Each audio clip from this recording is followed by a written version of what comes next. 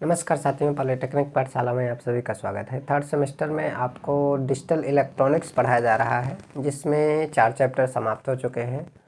अब flip flop आपका ये 5वां चैप्टर है, ये भी जल्दी ही समाप्त हो जाएगा। बाकी सब छोटे छोटे टॉपिक हैं, वो सब जल्दी से ख़त्म हो जाएंगे। आज हम आपको पढ़ाएंगे सीक्वेंशियल लॉजिक सर्किट। इससे पहले हम कॉम्बिनेशनल लॉजिक सर्किट पढ़ चुके हैं।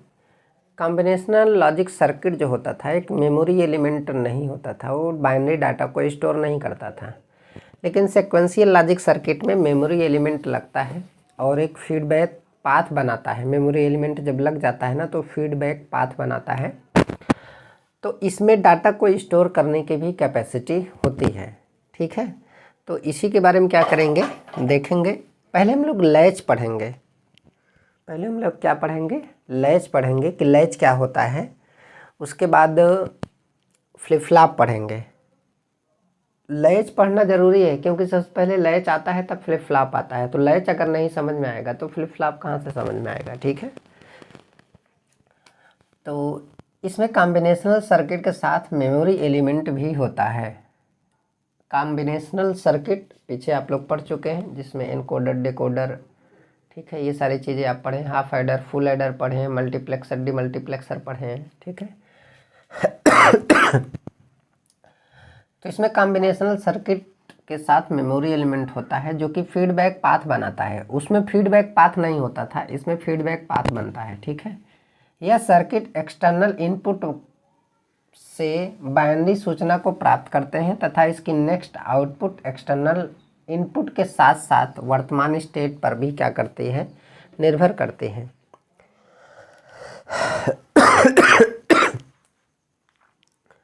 देखिए, जो पहले कॉम्बिनेशनल सर्किट आप लोग पढ़ चुके हैं ना, उसका जो आउटपुट होता था वो वर्तमान इनपुट पे ही क्या करता था, निर्भर करता था। समझ में आया?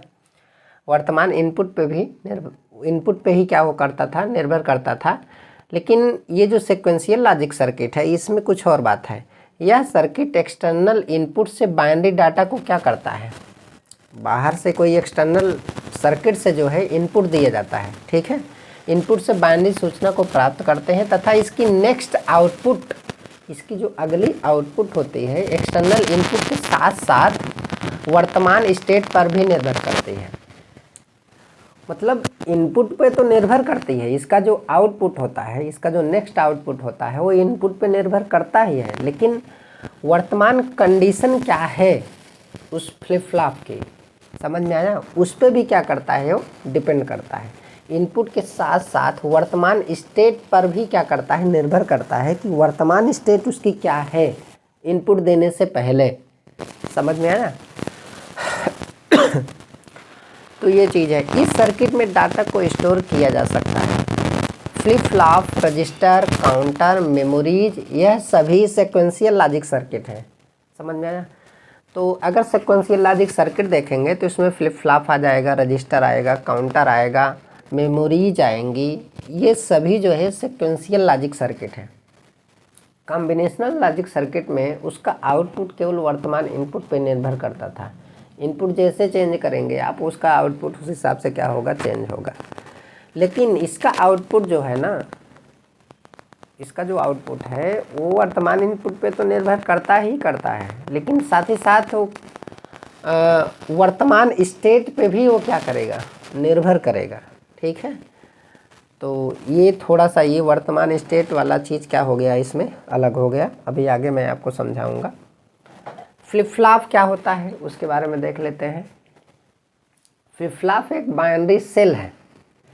जैसे हम लोग बैटरी में सेलों के संयोजन से क्या बनता है, बैटरी बनता है।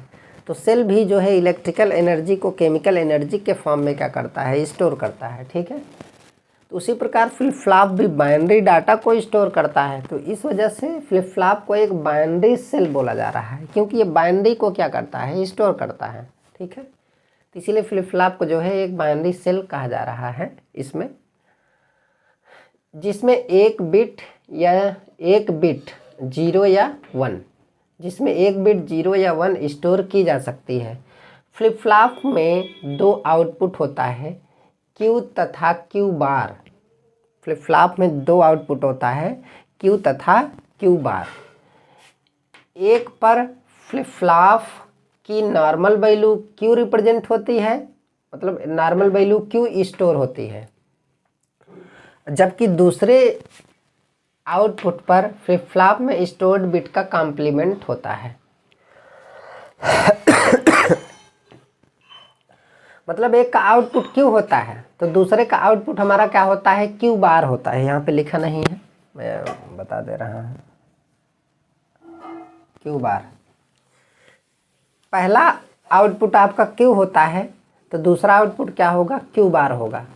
कहा कि फ्लिप फ्लॉप की नॉर्मल वैल्यू क्यू स्टोर होती है एक पर फ्लिप फ्लॉप की नॉर्मल वैल्यू क्यू स्टोर होती है, जबकि दूसरी आउटपुट पर फ्लिप फ्लॉप में स्टोर्ड बिट, कौन सा बिट स्टोर है, क्यू बिट स्टोर है, स्टोर्ड बिट का कॉम्प्लीमेंट होता है। मतलब अगर पहले पर क्यू स्टोर हो रहा है तो दूसरे पर आपका क्या हो रहा है, इसका क्यू बार होगा। समझ में आया, जो बिट स्टोर है तो दूसरा आउटपुट उसका क्या होगा, कॉम्प्लीमेंट होगा। तो ये तो कॉम्प्लीमेंट का सिंबल है, हालांकि दिख नहीं रहा है ऊपर, ये किसका सिंबल है, कॉम्प्लीमेंट का। तो पहला आपका आउटपुट ए होगा, दूसरा आउटपुट ए होगा। अगर पहला आउटपुट ए है तो दूसरा आउटपुट ए होगा।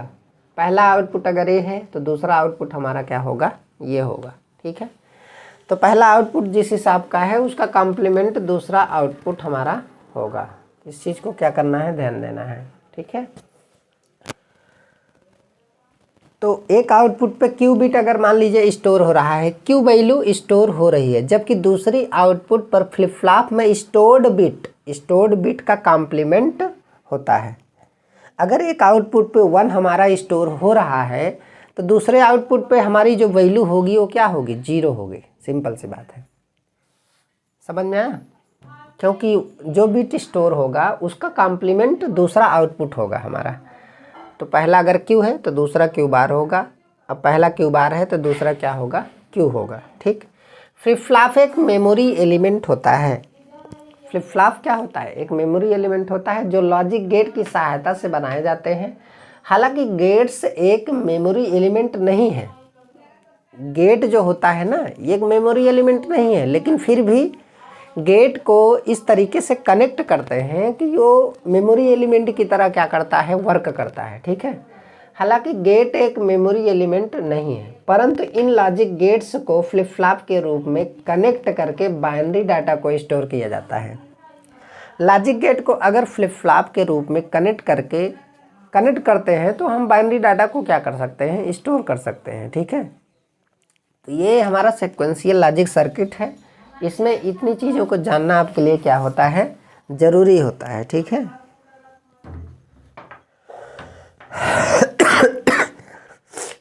फ्लिप फ्लॉप से पहले हमको लैच पढ़ना पड़ेगा। ठीक है, कि लैच क्या होता है उसी के बारे में हम देखेंगे। तो अगर लैच की बात की जाए तो क्रॉस कपुल्ड गेट को हम लैच कहते हैं। अगर गेट को हम क्रॉस कपुल्ड कनेक्ट करते हैं तो उसको हम क्या बोलेंगे, लैच बोलेंगे। ठीक है, लैच एक बेसिक मेमोरी एलिमेंट होता है। लैच क्या होता है, एक बेसिक मेमोरी एलिमेंट होता है जो 1 बिट इंफॉर्मेशन को क्या करता है, स्टोर करता है। लैच को यहाँ पर हम किससे बना रहे हैं, नॉर या नैंड से बनाया जाता है। लैच को नॉर या नैंड से क्या किया जाता है, बनाया जाता है। ठीक है, तो इसके बारे में हम देखते हैं।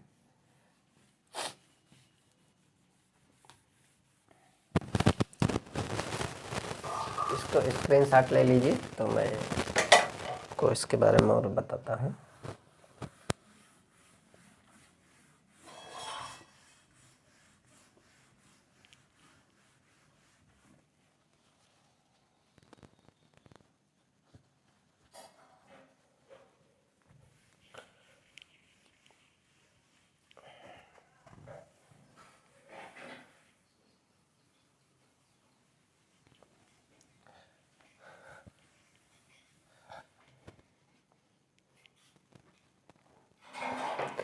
तो क्रॉस कपुल्ड की अगर बात करें तो क्रॉस कपुल्ड का मतलब है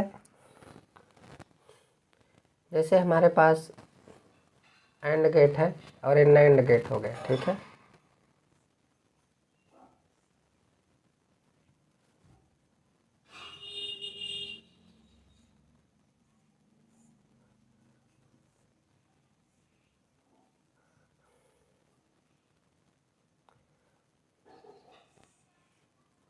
ये हो गया।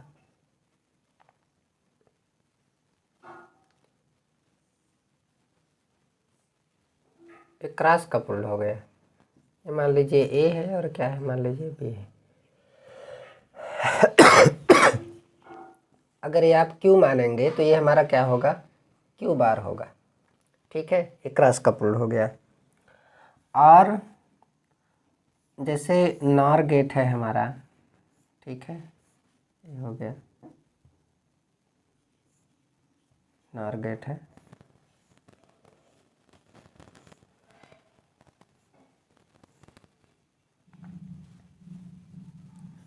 ये जाके इससे कनेक्ट हो जाएगा,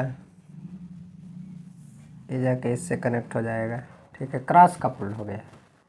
अगर एक को आप क्यू मानेंगे तो दूसरा हमारा क्या होगा, क्यू बार होगा। मान लीजिए ए है और क्या है हमारा, बी है। ठीक है, तो ये चीज़ है। तो इसी को हम क्या बोल रहे हैं, लैच बोल रहे हैं। अभी ये फ्लिप फ्लॉप आप नहीं बोलेंगे इसको, ये हमारा क्या है, लैच। ठीक है, अब इसी को हमको क्या करना है, समझना है। इसको समझने के लिए हमें एक फिगर को बनाना क्या होता है, ज़रूरी होता है। ठीक है,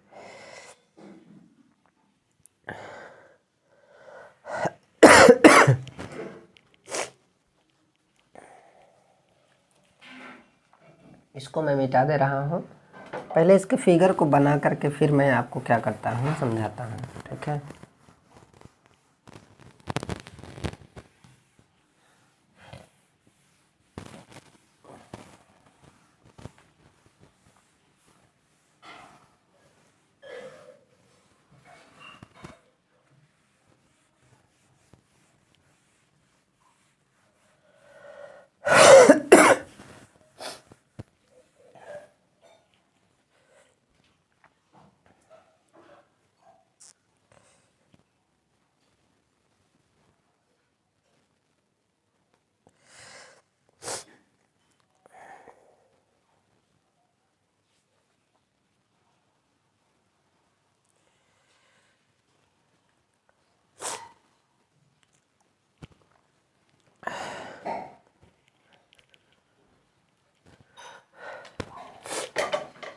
तो नार लैच देखेंगे,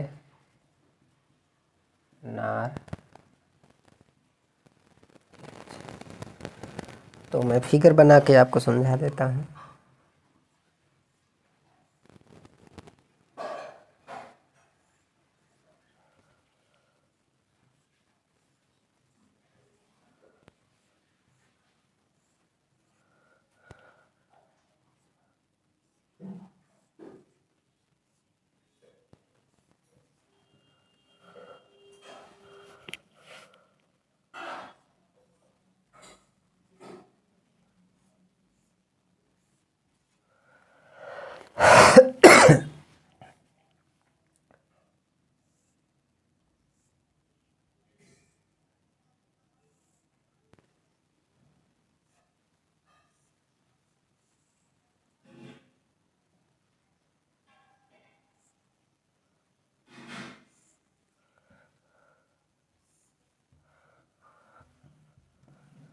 ये हमारा ए है और ये हमारा क्या है, बी है।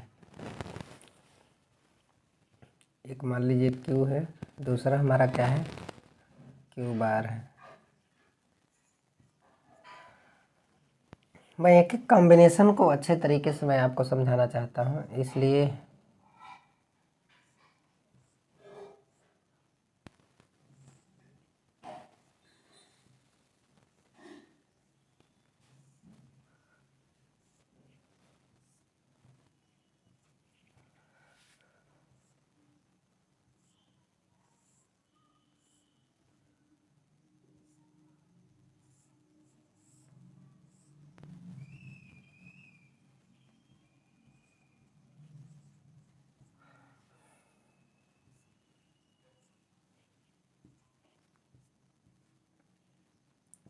ए है और क्या है, बी। ए है, बी है।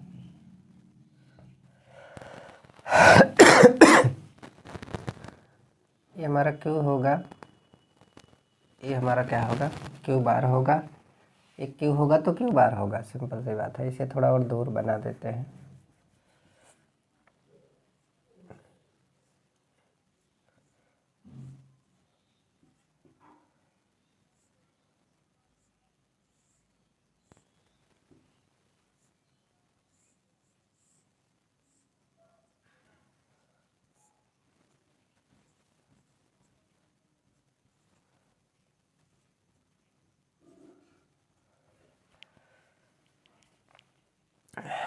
ये 4 हो गए।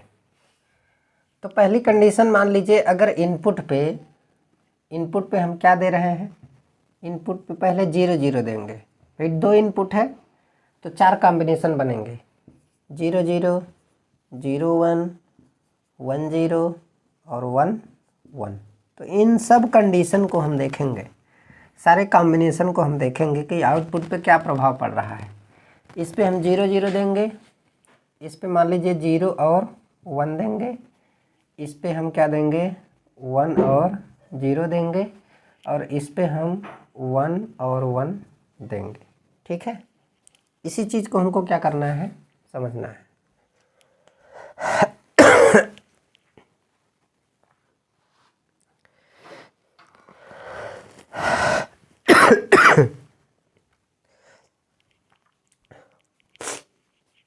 अब देखिए, दोनों इनपुट 0 0 है, तो सिंपल सी बात है,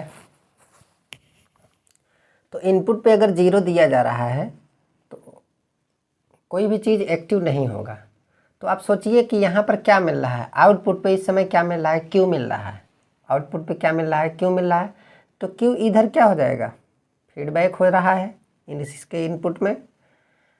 तो यहाँ पे अब क्या आ गया, क्यू आ गया। तो जब क्यू आ गया तो ये तो 0 मिल रहा है, तो क्यू प्लस हमारा 0 हो जाएगा, क्योंकि आर गेट है तो जुड़ जाएगा। अब नाट है तो इसके ऊपर बार लगा देंगे, समझ में आया।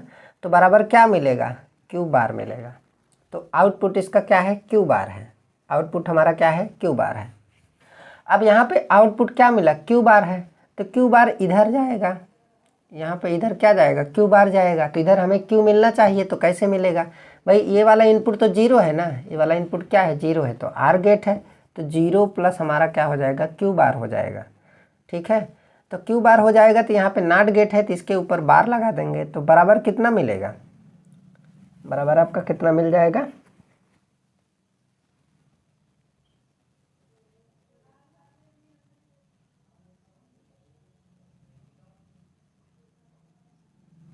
ये इसके ऊपर बार हट जाएगा। ठीक है, इसके ऊपर बार हमारा क्या हो जाएगा, हट जाएगा। तो जब बार इसके ऊपर हट जाएगा तो ऐसी कंडीशन में क्या होगा, ये हमारा क्यू मिल जाएगा, क्योंकि ये डबल बार हो जाएगा ना इसके ऊपर। जब डबल बार हो रहा है, देखिए 0 यहाँ पर अभी ये कोष्ठक में है, तो 0 का कोई मतलब नहीं निकलता है। ठीक है, 0 का कोई मतलब नहीं निकलता है, यहाँ पे निकलता भी है। अगर इसको डिमॉर्गन थ्योरम से अगर तोड़ेंगे तो ये 0 के ऊपर बार डॉट क्यू डबल बार हो जाएगा। ठीक है, तो यहाँ पर अब 0 का मतलब 1 हो जाएगा, तो 1 डॉट क्यू डबल बार हो जाएगा। तो अब ये बताइए कि अब यहाँ डबल बार है तो कैंसिल हो जाएगा, तो 1 डॉट आपका क्या आ जाएगा, क्यू आ जाएगा। तो बताइए आंसर तो क्यू ही आएगा ना, जब क्यू को गुणा 1 में करेंगे तो क्यू ही आएगा। तो इसलिए हम ज़्यादा डिफाइन इसको नहीं कर रहे हैं, बार बार डिफाइन करने की ज़रूरत हमको नहीं है, क्योंकि ये सारी चीज़ें आप लोग पहले ही पढ़ चुके हैं डिमॉर्गन थ्योरम में। ठीक है, तो ये हमारा क्या आ जाएगा, आउटपुट क्यू आ जाएगा, पहली कंडीशन।